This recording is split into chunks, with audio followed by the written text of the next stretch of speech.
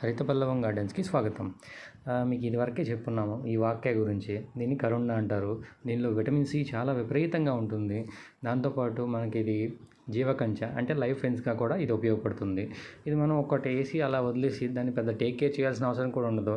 But ఇది మాత్రం మనకు కావాల్సినటువంటి అన్ని రకాలైనటువంటి ఫలాలను ఇస్తుంది. ఇట్ మీన్స్ ప్రొటెక్షన్ ఇస్తుంది, తర్వాత పళ్ళు ఇస్తుంది, తర్వాత దాన్ని మళ్ళీ మార్కెట్లో మనం అమ్ముకుంటే మనీ కూడా వస్తుంది. దీంతోనే మనం జెర్రీస్ తయారు చేసుకోవచ్చు, టూటీ ఫ్రూటీస్ తయారు చేసుకోవచ్చు, తర్వాత పప్పులో కూడా వేసుకుంటున్నారు కొంతమంది.